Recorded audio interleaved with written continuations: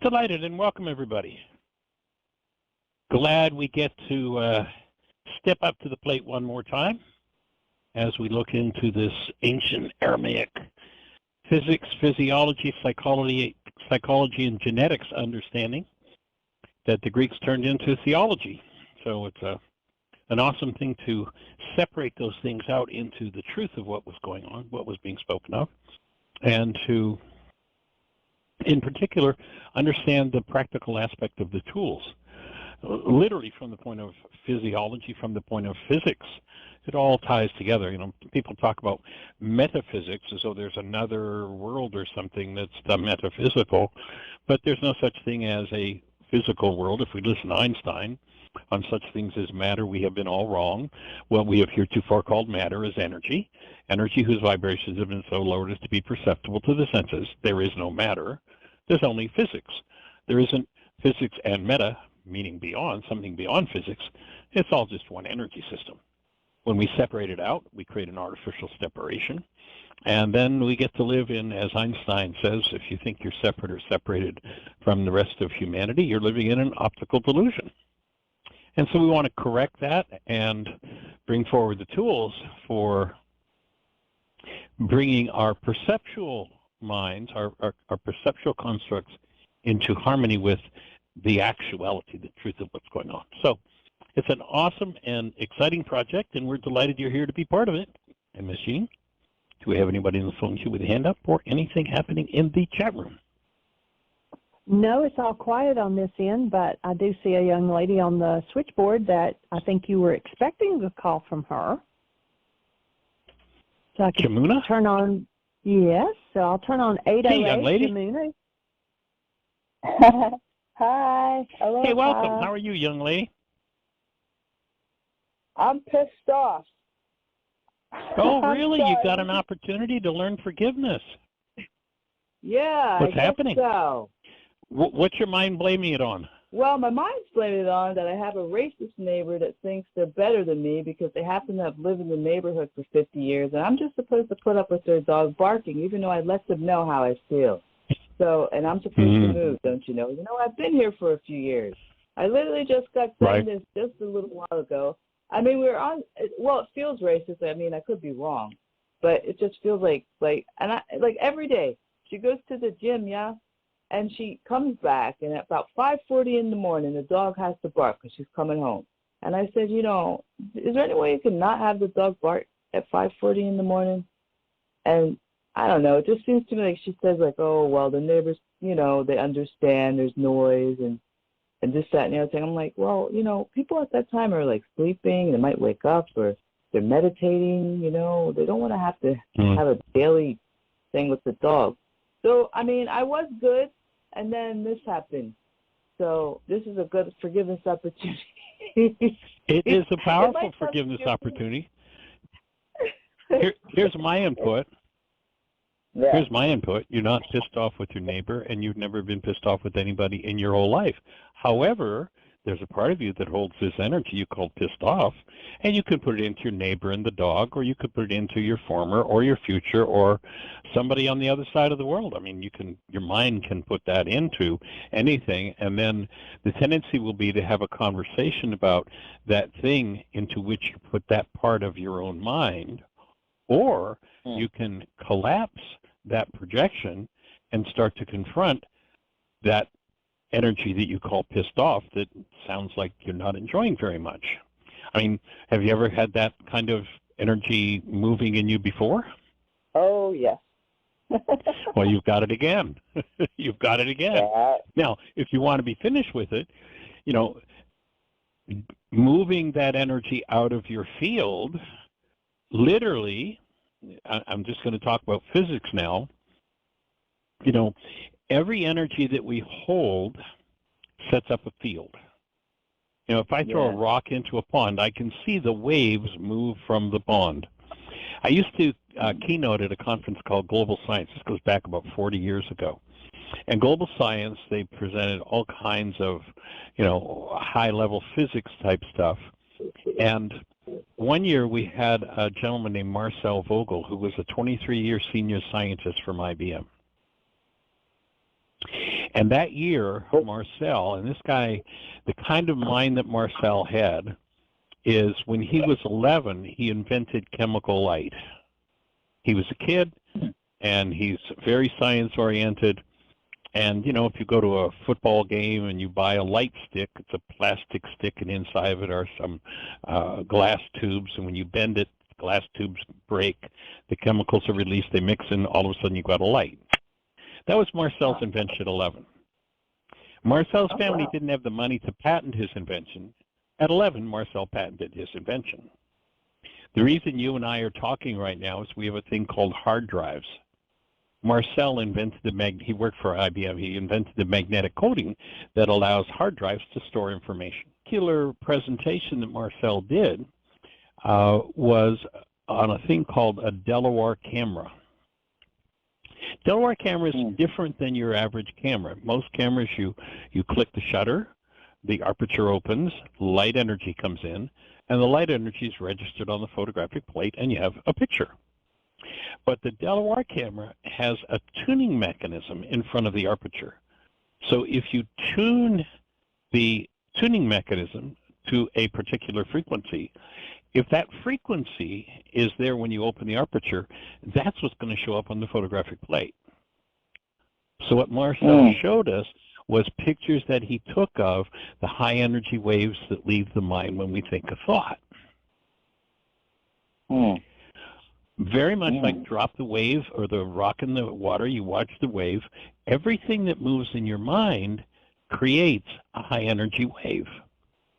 And the purpose of life, when you recognize that it's through those high energy waves that we create, the purpose of life is to respond and to bring us energetic patterns that mimic or reflect or resonate with the rock we've dropped in the pond. So if I hold a pissed off part, I mean, in order for me to be aware of it, energy has to move in me. Anything that moves creates a wave. And what happens is, my take is that we're not designed to have pissed off energy in us. It's actually a toxic energy for physiology, and the purpose of life is to heal us. And so what I've noticed over the years, what I've come to understand, is life is relentless, that if we hold an energy that's destroying us, then life is going to send us through resonance somebody who's going to bring that up, or something, maybe even a dog, or what I consider to be a nasty neighbor. So the first order of business is I clean up that energy in me that produces that wave. Now, in many, many, many cases, the dog's going to stop barking. That whatever it is in the world, you know, we had a gentleman on, it was about 3 weeks ago. I don't know if you happen to be on that show. A gentleman from Mexico was on, and he was sharing a situation around a relationship with a former with whom he had a daughter. And he's trying to arrange to see his daughter, and he's written to his former weeks ago, and she won't respond. We walked through a worksheet, and he just got some monumental shifts out of that worksheet. And I shared with him, and this was not a psychic prediction. It was just a result that I've seen over and over and over again. I said, I wouldn't be surprised if before the day is out, you get a response to your email. His now current spouse has been trained in this work and has done a lot of still point breathing work. And so once he did the worksheet, we closed the session out, and I suggested that she breathe him. Well, I don't know what, it was an hour and a half later or so, and I get a text. Guess what? I just finished breathing him. Guess what? His former wife responded to his email. Now, again, that wasn't any psychic prediction on my part. I just watch over and over and over again, and this is what the world calls a miracle, but it's not a miracle, it's physics. You know, we're creators, and you know, my take is that probably the most horrendous atrocity that's ever been done to us, and that we bought into, is we've had in from us the fact that we are by nature creators. You and I are creative beings. And of course, everybody loves that idea when the creation's rocking along and doing really well, but when it's not rocking along and doing really well, don't we know whose problem it is? And and it's always them. You know, Yeah. I mean, Oh, virtually every one of us, by the fact that we were brought up in this insane Western culture, is by the age of 4 a card-carrying member of the one world universal religion of blame. And the mind attaches whatever disturbance it has to whoever it is in its field of awareness that it can put that energy into and blame them for it. So I invite you to really dig out the worksheets, do some forgiveness, and let that go. You might see that change, or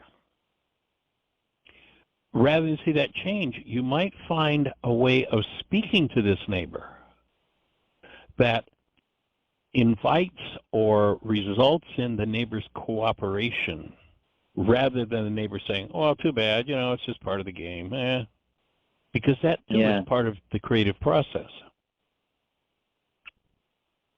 Can you explain? Like, you mean like me creating it? Yeah, because I'm the creator, right? Yeah, through resonance, I create everything that comes to me. I'm a part. It's like I'm not separate from what happens in my life. Yeah. And when I take that level of responsibility and I see, oh, here's the energy with which I'm creating this. You know, in essence, if I hold the disease of being pissed off somewhere in my tissue structure is literally in the process of aging, what the people call aging, and decaying. And so out of that energy that I hold within that tissue, an energy emanates. And the energy, I like to call it the creative wave or the high energy wave. And that's what Marcel Vogel was taking a picture of. And that creative wave says, hey, world, I've got this pissed off part with which I'm killing myself. Would anybody do me the favor of coming along and showing it to me directly so once again I can get an opportunity to become aware of what I've hidden from myself and heal it?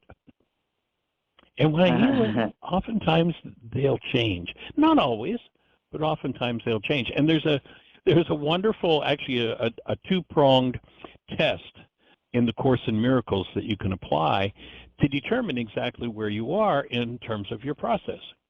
The first part of the test, it's the easy part. The second part's a bear. The first part of the test is, when I think of anyone, I can put a check mark on that and say, yes, hey, that's huge progress. But then the second part of the test is, and I can't proclaim that I've passed this one fully yet, but the second part is, and when they think of me, do they share my perfect peace? That's the level of responsibility a creator has to take. So how do you know what they think? Well, it's none of my business, really. It's just a way of recognizing, if I got somebody raging at me, then there's a part of me engaged. There's a part of me involved. And yeah, I mean, gee, this person's raging and a danger. They're a danger. I need to protect myself. I need to take care of myself. And as I'm taking care of myself, and taking care of myself might mean picking up the phone, calling the police if somebody's going that bizarre, or it might look like moving out of the space. But as I move out of the space or pick up the phone, I want to do the work of cleaning up the part of me that draws it in, so that I don't have to draw it in again. Because here's how the universe works. It comes along and gives us a little tap on the shoulder. If we don't listen, if we don't change the energy, then it comes along and it gives us a little, punch on the shoulder. And then it moves and moves and moves until it's a cosmic, it's the cosmic 2x4, whacks us upside the head. And if we don't listen to the 2x4, it becomes a 4x8. Sooner or later, the universe gets our attention, and we either destroy ourselves and die, or we clean it up and live. Yeah. And when you realize that we live in a world of physics where literally we're all connected, I mean, literally there is only one of us, the I, as Einstein offers. He says it's an optical delusion to think you're separate. You're way over there in Hawaii and I'm way over here, and we go, well, we're obviously in totally separate spaces, and nothing we could do could impact each other. But the truth is, we are cells in one body, and our I tricks us, perception tricks us into this idea that we're separate from each other and that we can't impact each other. But, in terms of the text that we interacted with last week, And I offered the thought of extending love in your direction. And I mean literally, when I say that, I'm tapping inside of me to the presence of me, of my energy of love, and consciously, purposely sending it in your direction. And we can literally make a difference in each other's lives by supporting each other that way. And, of course, the opposite is true when I extend the energy of anger or disgust or resentment or what have you, then I'm having a different impact. I get the original, a different impact on my own physiology and a different impact on the people around me. If you go to Yeshua, and you know, in the Aramaic language, the word law is not even related to what the Greek language presents as law. Our culture is totally oriented to the Greek ideas in many arenas, and the idea of law is the rule of a superior. Some superior, whether it's the court or the king, or made up a set of laws, or God, and if we don't obey, then there's going to be punishment.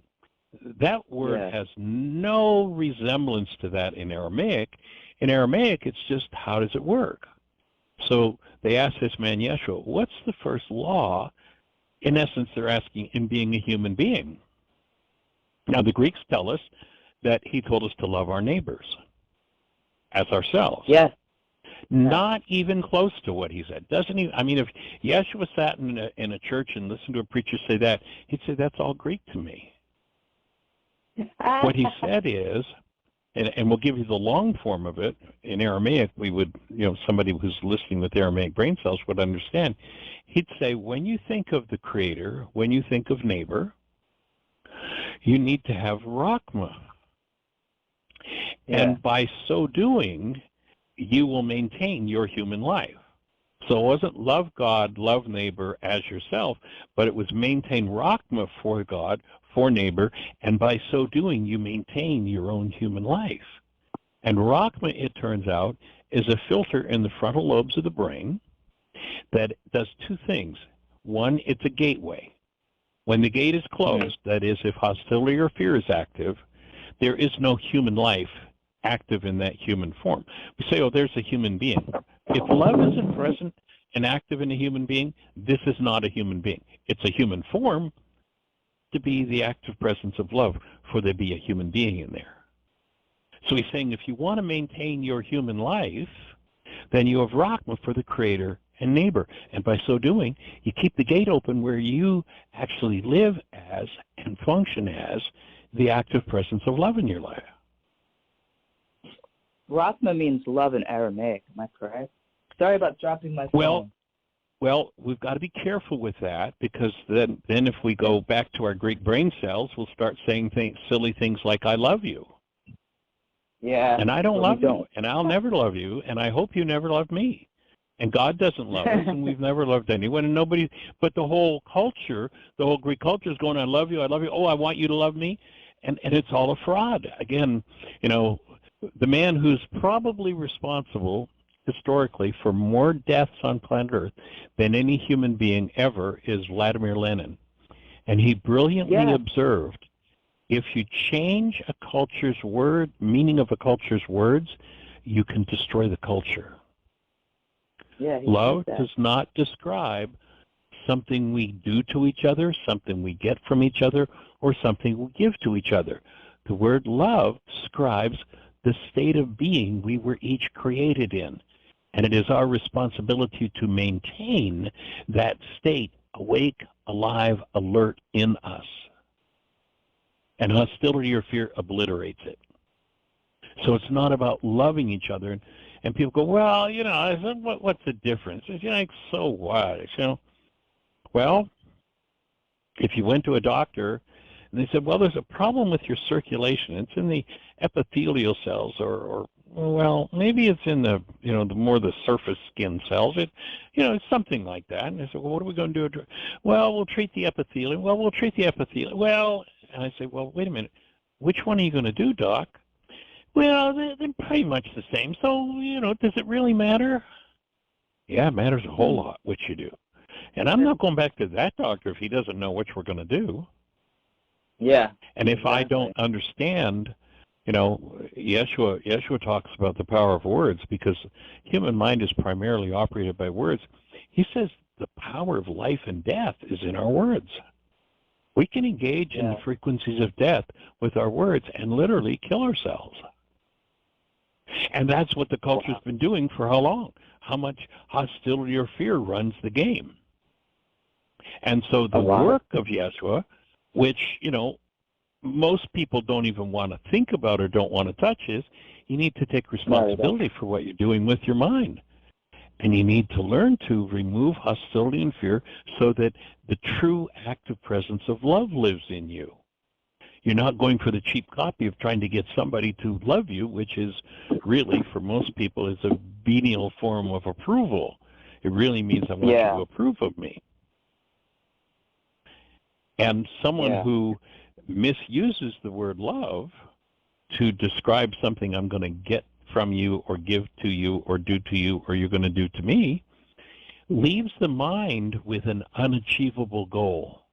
A lot of people live and as they go through life, though, they come across this frustration. They're just like, why am I so frustrated? What's going on?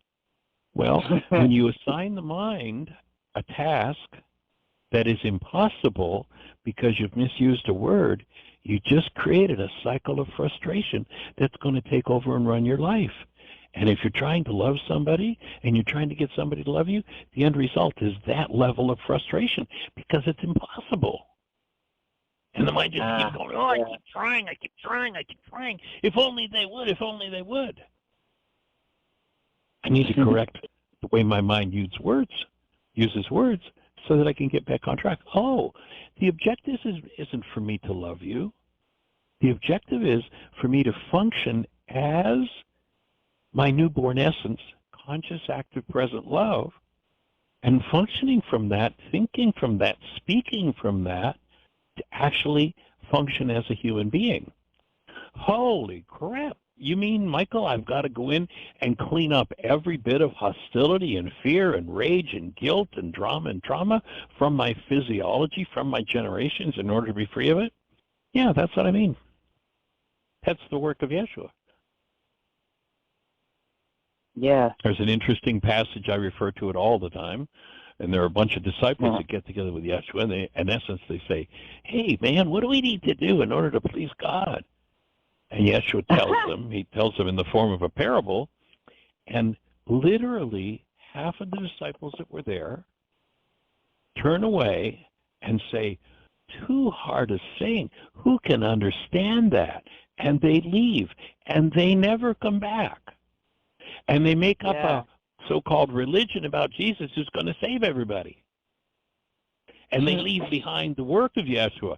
And then you listen to Yeshua, and he talks to those people, and he says, why do you not do what I tell you to do? Many will come calling my name, Jesus, Jesus, Jesus. And I won't have anything to do with them. You need to do what I said you need to do. There's a work to be done. And that faction who didn't want to do their work have made up the whole story. Well, there's nothing you can do anyway because you're just a hopeless, helpless sinner. And so many people are trapped in those words, in that insanity. So we're in this work, we're about restoring the original Aramaic understanding of those words and the tools, the how-to of Yeshua to return to that space of really, truly living as human beings and hitting a critical mass where literally the whole world has an opportunity to wake up to the truth of who we are. So, Doctor, you're saying that it's like the breath, to come from that conscious place within me. Like the kingdom is within, like not getting into the words, but coming from essence is what you're saying. Exactly. That's the whole core of it. And when I'm not, I've got work to do. I've got work to do, and what my carbon-based memory mind, my perceptual mind will tend to do is to blame that work on somebody else. Blame that energy moving in me. Look what you did to me. You made me mad. You made me sad. You made me afraid. And then, if you take the Greek solution, the Greeks will say, well, if they made you so mad, then all you'll have to do is forgive them. Just let them off the hook because you're mad. So what happened? So I let you off the hook because you resonated anger in me. Have I done anything to change my anger? No, my disease is still there, and it's going to carry on. Forgiveness is how I go inside myself and remove what never belonged. The Greeks substituted pardoning for forgiveness. Mm-hmm. So, and it's nice, you know, if you did something like your neighbor, it doesn't sound like they're very considerate.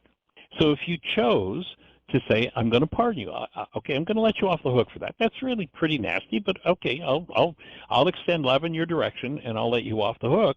And now I realize that all this pissed off energy in me that comes up when your dog barks at 5:30 in the morning, it's about me. And so I'm going to breathe. I'm going to go inside myself. I'm going to apply forgiveness and remove that energy. And guess what? You're laying in bed and you're sound asleep at 5:30 in the morning, and all of a sudden you become aware of this dog barking, and because you're a creator, you recognize, oh, there's an energy called barking dog. I can transmute and breathe into that energy, and actually I can set my mind so that when it's 5:30 in the morning I hear a barking dog, it puts me into a deeper level of sleep. And now the barking dog puts me to sleep because I'm a creator and I create with whatever energy comes to me.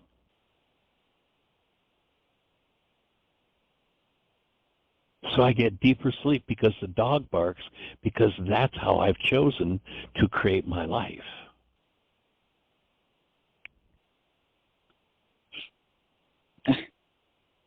Does that make sense? I'm no and yes. Yeah, of course, yes, the non-being, my wife say, no, don't tell me that crap. What I'm trying to get to in our heart of hearts, we know it's true. Yes. How do I practice that? I just join with the dog, like in my heart?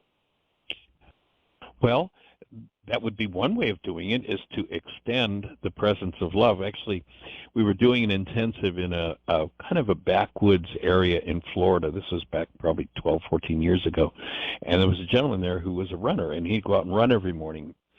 And he shared with us that he had gone on his run, and he'd gone down a street. He hadn't, he'd been there for several days. And this one day, he went down this street, and all of a sudden there's I don't even remember what kind of a dog, but one of the ones that's known to be pretty vicious.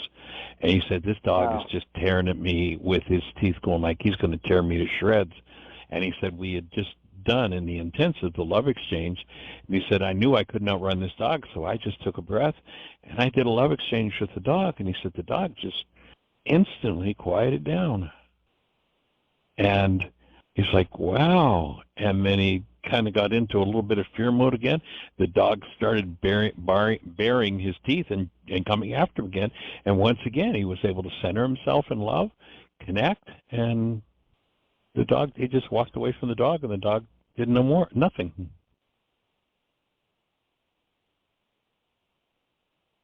So how do you exactly do this love exchange?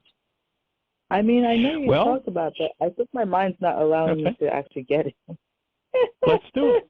Let's do one. This is one of the tools we teach in our intensives. So what I'm going to ask everybody to do, and if we would, I don't know where people are. We may have London, England. We may have Sweden on. We may have Poland on the show. I don't know. But wherever you are in the world, I'm going to ask everyone to just join us in doing this exercise. So I'm going to start by closing my eyes. I'll invite you to do that. And you close your eyes so that the mind can be more focused, get rid of the visual distractions. It gives you more energy to dedicate to directing your own mind. And we're going to invite everyone to tap into the deepest, clearest love that you can. Now, one of the places I suggest people go is the moment when they first held a newborn. If you don't have a newborn experience to go to, it might be your kitten. I know that on occasions I've loaned people what I go to. I've loaned them my story. 43 years ago, my daughter was in the process of being born. We purposely set it up so that we birthed our kids at home. And I was catching her. as she came out of my wife's womb. Her head landed in my hands. She opened her eyes and looked at me. Now, they tell us that a newborn can't focus her eyes for several days. That's not true, at least it wasn't for my daughter, because my daughter laser focused into my eyes and she grinned at me. And she literally sent me into a state of love and connectedness that I didn't know was even possible till that point. Into that energy in you. That's who you are. And let yourself focus there as you breathe. And then think about this audience that is all over the globe right now, or think about a person in particular. Maybe there's someone you've got a challenge with. Maybe your neighbor. In this case, it might be useful to do it with your neighbor and with her dog. So as you really tap into and breathe into that space of connectedness, imagine that you open your eyes and there's your neighbor with her dog beside her.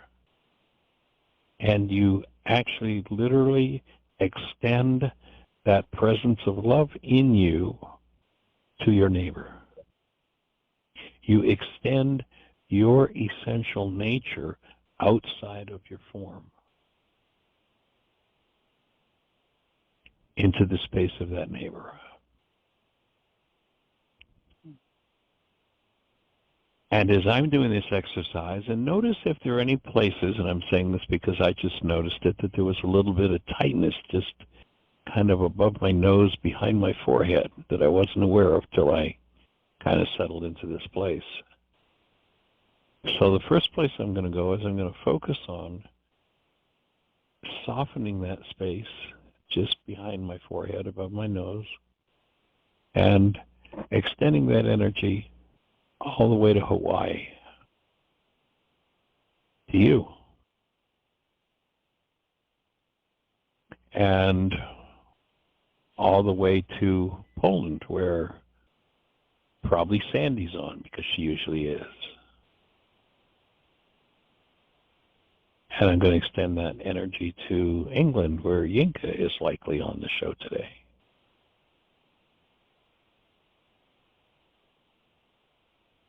And to Peter in Sweden. And Susan up there in the Northeast. Chuck and Magda in Missouri. And Jeannie and Aria Rain in the room in front of me.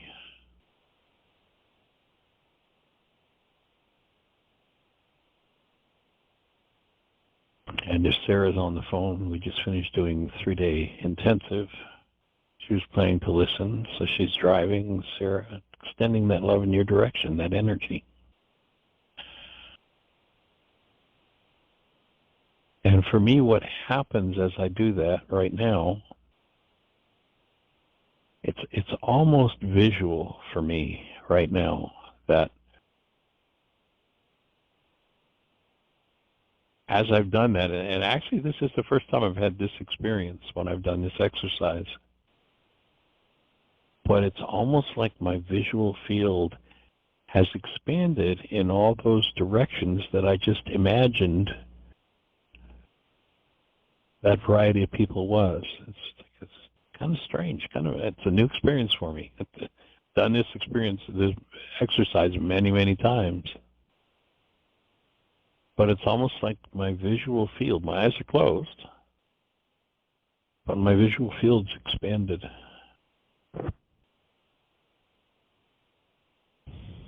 And what's happening for you?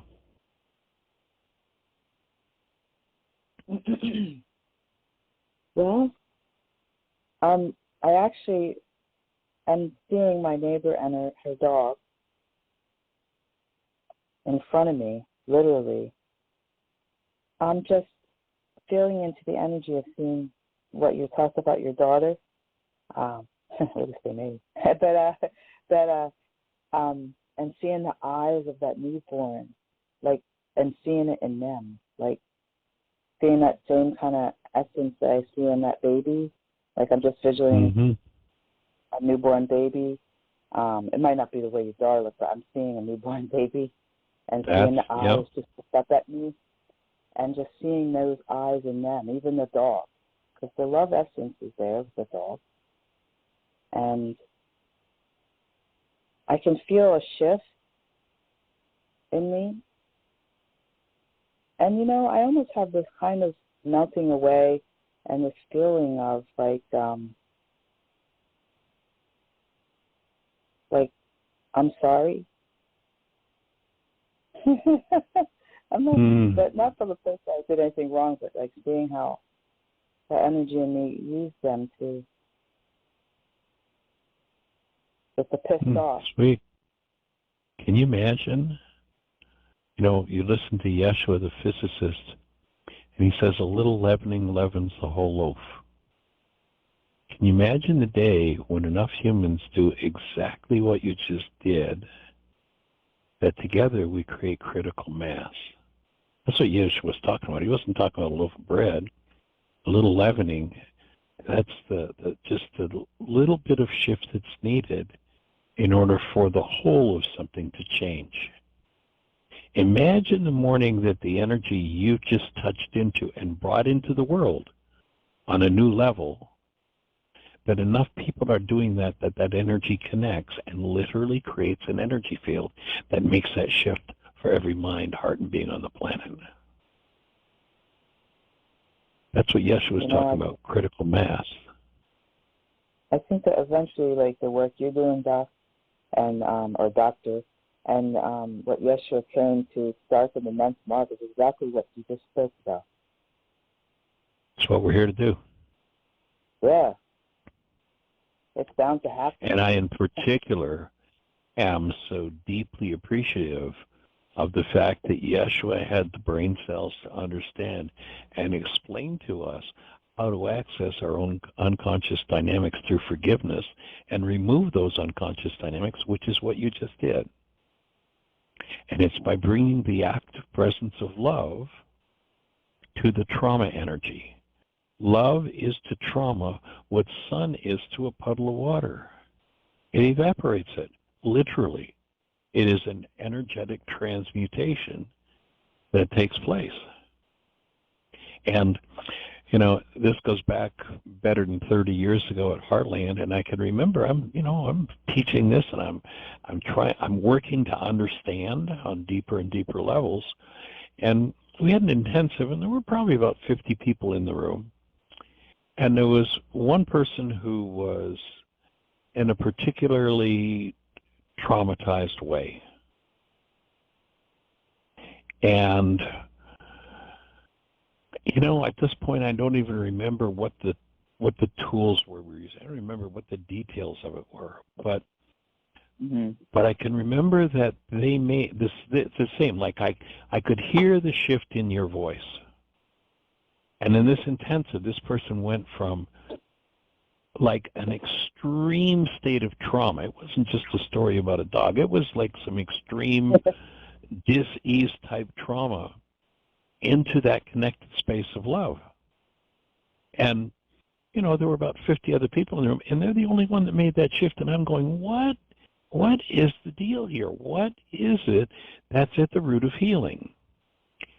And the reply that I got, and for the first time in my life, I understood what it takes to heal. And that is that trauma energy that we've been hiding from ourselves, that's in the unconscious, has to surface. Now, of course, that happens all the time. 5:30 in the morning, the dog barks, and it happens.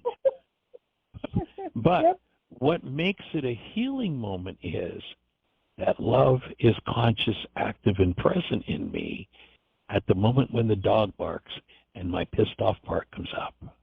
When what's hiding in the unconscious peeks its head up in the presence of active love is dissolved instantly.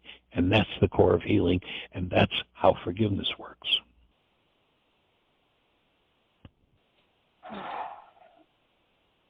And that's the kind of breath that releases the next level of the energy. That's it exactly.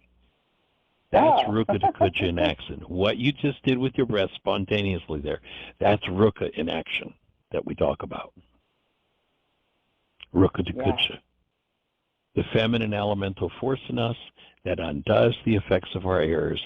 And don't be surprised if you start getting some new insights into truth, because the other part, when we really tap into and allow that energy of breath to move in us, this is, in Aramaic, literally a feminine elemental force in us that, one, undoes the effects of our errors, and two, teaches us the truth. Don't be surprised if you start getting some new insights into your world, your life, what's going on for you. Because when Ruka becomes active, that's what happens. And that breath is exactly how she becomes active. Yeah. That's what was spoken of in the creation story when it said, it didn't say God sent out his spirit, it was God sent out Ruka, his breath.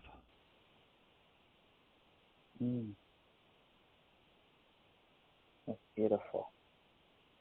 I can feel that, for sure. Got it. I'm feeling it with you.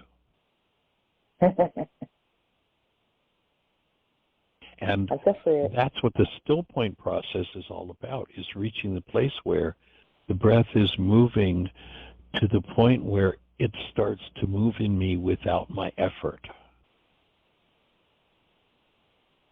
There's a whole passage in the Course in Miracles that speaks of that, of Ruka moving in you, and here's what it says. Without your effort, she will go before you, making straight your path and leaving in your way no stones to trip on, no obstacles to bar your way. Nothing you need will be denied you.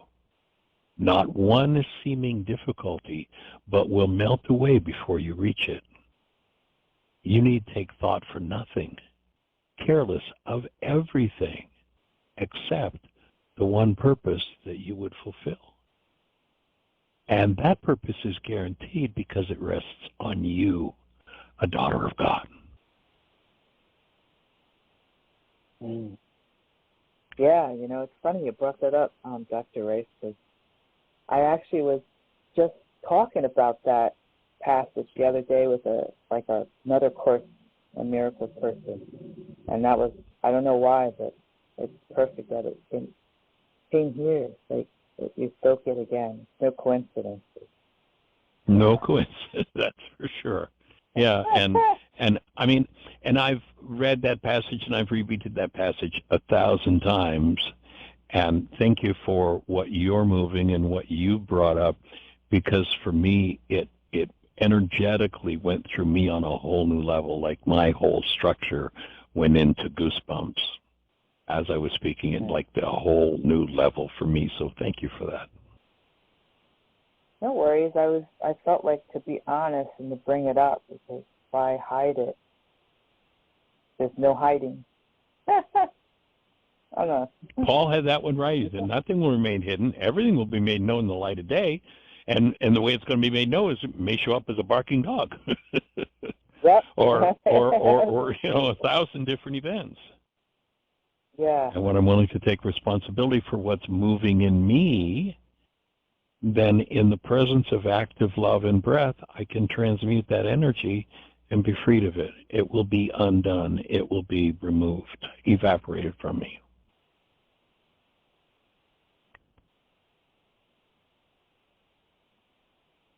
So breathing with you. Jeannie says sometimes on the show that when something starts resonating in me and I'll take a deeper breath, she says I sound like Darth Vader. Aww. Thank you, Dr. Rice. Absolutely delighted. And it's Michael, by the way, please. Okay, I'll call you Michael. Okay. Yeah, please do. Thank you, Michael. Well, actually, call me anything but late for dinner, but Michael's good. But we won't call you late for dinner. Okay. Yeah. Awesome. And I hope others awesome. got the gift as well. I'm sure they did. I suspect this has been a gift for everybody. Sure has been for me, and I suspect everybody's listening to get a gift out of it. So, nice. Thank you. Thank you. Take care. All right. Any other thoughts for you today? Any more thoughts? It's just so I have this worksheet printed out, I see them right now. So I'm definitely going to take a look at them again and do it. Cool. And, it took me about 35 years of teaching the core of first century Aramaic forgiveness before I understood why would I do such a silly-ass thing as cancel a perfectly good, loving, wonderful goal. I mean, that just doesn't make any sense. At least it didn't before I understood how the human mind worked. But now, and I mean literally, it took me 35 years of working with it full time to understand why and how it worked. And just to put it in a short and sweet term, in step one, you're describing a perceptual construct of your mind. And you remember in the Course in Miracles, on the lesson, What is the World? Says, the world is false perception. It is born of error. It has not left its source. It will remain no longer than the thought that gave it birth is cherished. The world, or perception, is a world made up by us in order to take the place of what the Creator gave us in creation. So when the Course is talking about forgiveness in the world, it's talking about collapsing perception, the constructs of the mind, the things that come from carbon-based memory, the body's mind, the generational patterns. And put that together with the Harvard research. Back in the 50s, psychologists did research at Harvard, and what they came up with was, they're hooking people's brains up to electrodes, and they're measuring brain cell firings. And in a time frame where 10,000 brain cells were firing, that's about a 25th of a second, what they determined was the max amount of data that went into conscious awareness, the max amount of data that was used to build our perception of the dog and the neighbor or whatever, in that time frame was 9 bits. Tiny, tiny little bit of information compared to everything that's moving and firing in us. So perception is this 9-bit mind and its construct that tells us what's supposedly true. Yeah. And if you recognize that that's a false world made up by you, what do you have to do? You have to get that thing out of the way. How do you do it? Well, you've got to understand what drives it. This is the piece that I finally got after 35 years of working with it and going, oh, now I know why I'd cancel a perfectly good goal, because every time I load it in my mind, it drives my mind to use some form of hostility or fear to create the world that I see, to create my perception. And so the goal is a driver for the construct of my mind. I want to collapse that sucker because I'm using that to void what is actually in the creation for me. So I cancel the goal, not because I don't want it, not because it's anything wrong with the goal, but I recognize that every time I load it in my mind uses some kind of hostility or fear to produce the world that I see, or I think I see, the world that's painted on the inside of my eyeballs. So when I cancel that world, when I shabag in Aramaic that goal, that world collapses. And when it collapses, just like when the 9/11 towers went down, they dropped into their own footprint. When I cancel the goal, the perceptual construct of my mind drops into its own footprint, and now I've got access, direct access, to that which is in my unconscious that needs to be healed. Yeah. And it's brilliant. It's genius.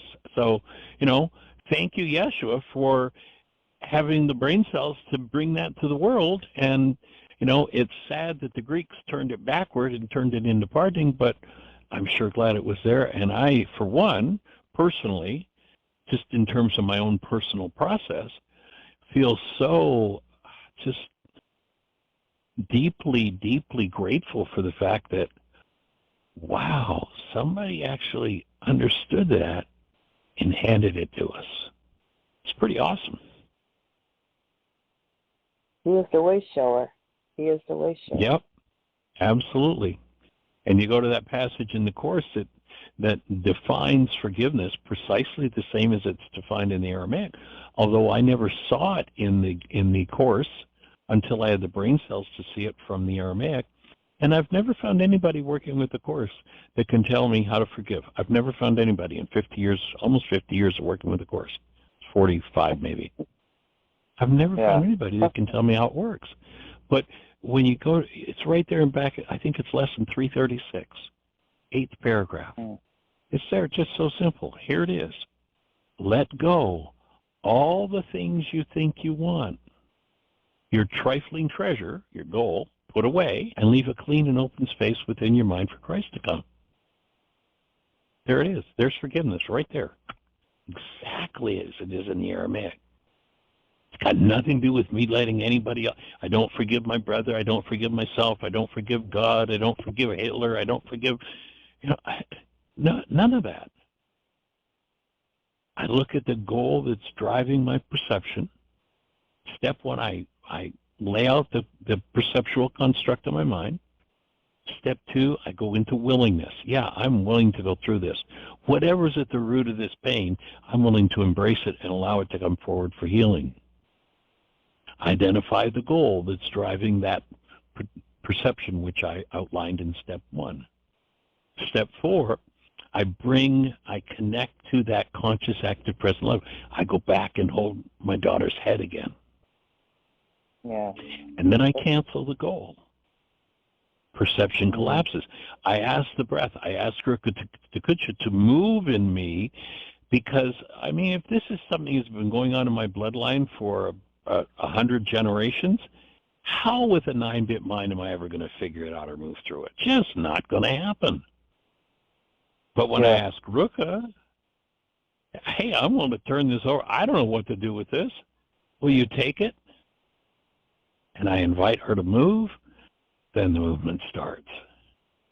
And that's forgiveness. Jai. Yeah.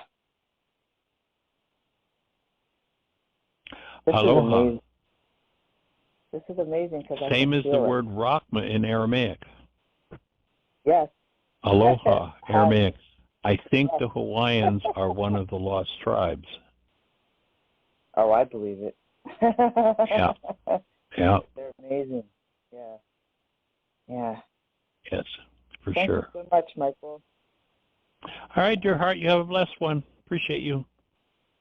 Love you, Jean. Well, Open I a don't great know if I love conversation. Jeannie, but Say again? sending my love to you. I was like, do I love Jeannie? I was about to say I love you, Jeannie, but I'm going to say I'm holding space and love for Jeannie and Michael and everyone else. Thank Thank you. you. You're Received welcome. and returned. And think of everybody in between us and you who gets touched with that energy as it moves. Yes. Thank you. Joining you in that. All right, blessings. Happy Resurrection Day. You just did Easter right there in that love exchange. Awesome. All right, Miss Jeannie, we're down to about 6 minutes, I think. 5 minutes, maybe. You have 4 minutes. 4 minutes. Well, do we have anybody else in the phone queue with a hand up? Anything happening in chat room? Or anything for you to add to that conversation? That went to some places I wasn't expecting it to go, but it was pretty sweet. We'll have to make this one of the special shows. We actually taught the love exchange in Aria's classroom. And I've put in the notes for today, not just the link to a poster that we have on the love exchange, but there's also several videos about that different people have done on eye gazing. Amnesty International did an experiment on it, eye contact. So there's several links in the notes for today that people can check it out as well. Awesome. And actually, let's share the story about this. Was probably 19 or maybe 2020. Let's see, 2002, 2002, 2003. We were doing an intensive at Heartland, and I mean this love exchange is something I've taught from the beginning of this work. And there was a young lady there, if I remember correctly, she was probably about 9. Am I remembering correctly, Jeannie? She was 11. She was 11. Was she 11? So we're doing the love exchange, and she came up with the idea of, she's doing it, and she was guided to put her hand on the heart of the person she was doing the love exchange with. They're doing this eye to eye, and took their hand and put their hand on her heart. And so she added a whole other level of love exchange when this child of 11 just intuitively said, put her hand out on the person she was doing the love exchange with, and asked them to put their hand on her heart. So I hold my hand on my heart, and I extend my heart to your heart in opening this space of critical mass where 7.5 billion people wake up with their hands on their hearts, knowing themselves as love, and choosing to extend that love to every family member, every friend, every enemy, to every other person on the planet. It'll be really cool to be alive as that happens and we hit critical mass and the whole world starts to function as humans. Pretty awesome. So thank you for sharing this space with us, breathing with you, opening my heart to embrace you in my love, and opening my being to receive your embrace.